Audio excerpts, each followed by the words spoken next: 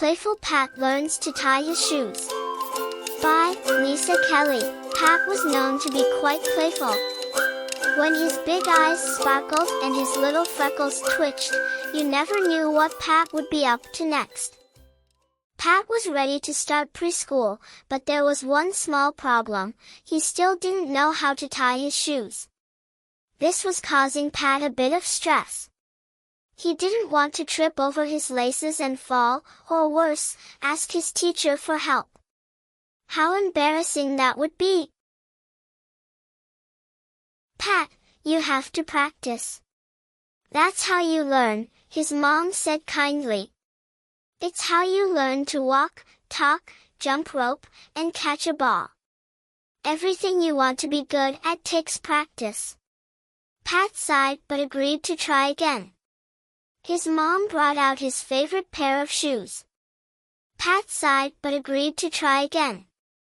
"All right, let's go over the steps," she said, holding up one of Pat's shoes. "First, take the laces and pull them tight, then crisscross them. Just like this." She showed him, and Pat imitated her with his shoe. Pull the laces tight. Crisscross the laces. Now, one lace goes under the other, like a little tunnel. Then pull them tight, she continued. Pat pulled his laces tight, making a funny face as he did. His mom chuckled. "One lace goes under the other, like a little tunnel. Pull the laces tight. Next, make 2 bunny ears with the laces," she said, demonstrating with her own shoe. "Make a bunny ear. Make another bunny ear. Loop one bunny ear under the other bunny ear. The bunny ear goes under the other, like a little tunnel. Pull the bunny ears tight. Then loop one bunny ear under the other. Pull it tight again. Just like this." Pat followed along, and soon enough, his shoe was tied in a perfect bow. He looked at his mom with wide eyes, surprised at his own success. "Wow, I did it!" Pat exclaimed. "Great job, Pat!" "Now let's do the other shoe," his mom encouraged. Pat eagerly grabbed his other shoe.